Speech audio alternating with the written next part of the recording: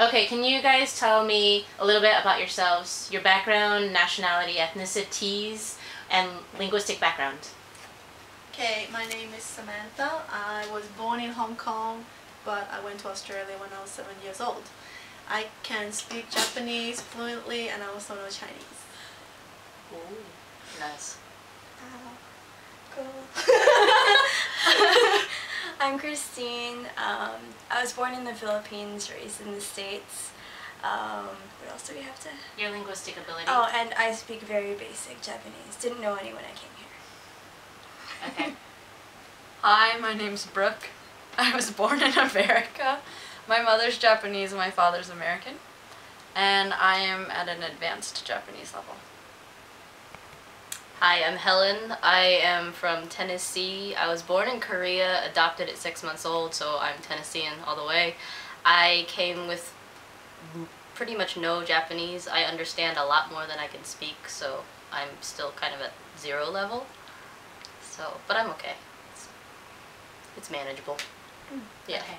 So the big question for today is, a lot of people come here as just of Asian descent, kind of expecting a little bit, knowing a little bit of what to expect, but I want to know something that you didn't expect but happened to you moving to Japan as a Jet of Asian descent. Who's going first? Go, Sam, go! Okay, when I first came to Japan, obviously I look like them, so they just think I'm a Japanese girl all the time.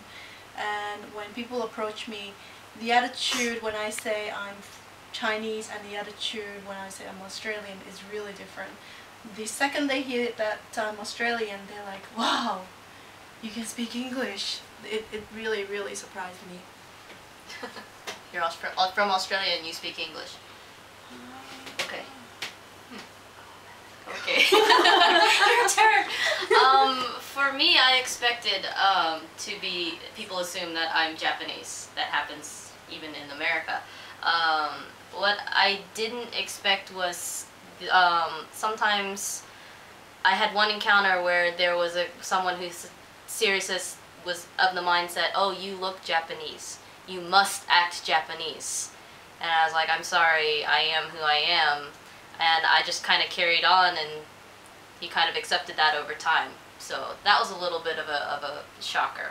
But other than that, the kids kind of have the freeze frame kind of reaction, and then they kind of get over it. They're like, oh, that's cool.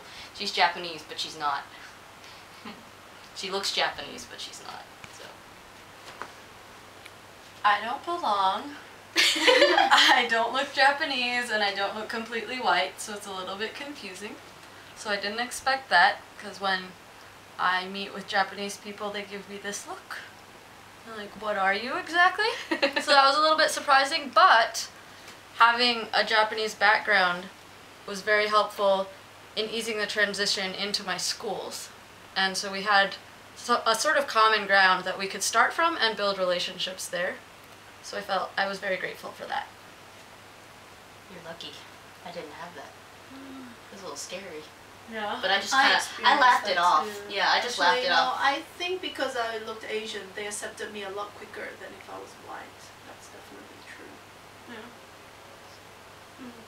Yeah, usually like if I don't get noticed, not unless I'm with other Gaijin people, but like usually if people know that I'm Filipino, they just automatically assume I'm a hostess. So they're it's kind of bad, but like at school I introduced myself as from Texas, so like everyone thinks I'm from Texas. And one day I was sitting at lunch and I was just like, we were talking about our family backgrounds, and I was saying, oh yeah, I'm Filipino, and they're like, what, you're Filipino? They're like, you always say you're from Texas. And I'm like, yeah. I was just like, well, I was born in the Philippines. They're like, really? They're like, we just thought everyone from Texas looked like you. But yeah, so they just have like strange perceptions of what people are. Changing that. Yeah, hopefully. So then, is there something else that you guys have experienced, aside from how people perceive you because of the way you look, but say, living in Japan?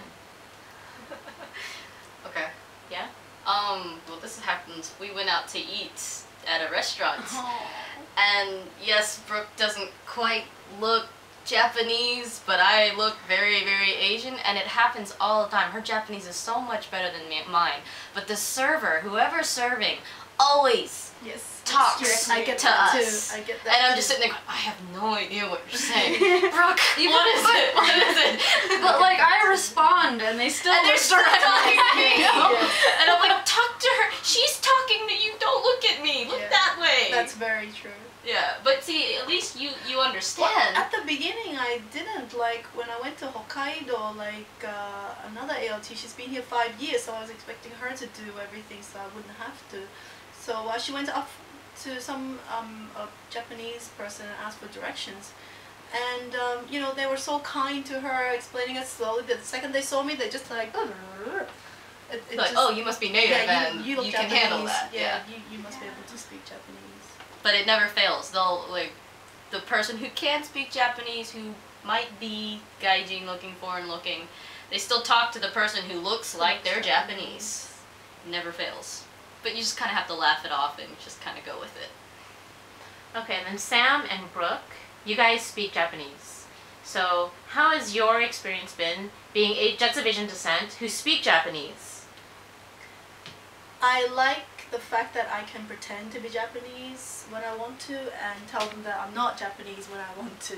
So in situations where there's no foreigners, it's all Japanese people, I don't want anyone to bother me, then I'll just pretend I'm Japanese because I can get away with my Japanese for like a 30-minute conversation until they notice something is strange when I make a mistake or something. But I like that luxury a lot. I do Lucky. not have that luxury at all. I am the. It's always oh Nihongo jozu desu ne, and all the time oh your Japanese is so good. I was like, thank you. And that's where it ends. I like the fact that I can go into a traditional Japanese onsen and not get stared at until I start talking. Then I start talking and then they get really confused and then I get stared at even more. So if I do go to an onsen, I just try not to say anything. Helen's very a quiet bather. I'm a quiet Basically, if you're Asian and you want to be left alone, just don't speak. Yeah, don't say anything. Don't say and anything, and then nobody will bother you. Except for Brooke. I don't belong. Any last words or comments, advice, suggestions? Despite oh sorry, go ahead. I was gonna say you have to take things with a grain of salt. They do have like a mental line, and to get them over that takes a little bit of work, and you just kind of have to let them take their time with it and just kind of sit it out. Right. It's the best way to handle it. I don't know how it is for like people that are half Japanese, but if you're like fully Chinese or Korean or you like totally look like one of them, they do have certain expectations that they think you should follow. So be prepared to study the culture a little bit when you get to your school, and definitely study a little bit of Japanese to show that you're trying to speak Japanese. And don't take it personally either. Yeah. Don't take it personally.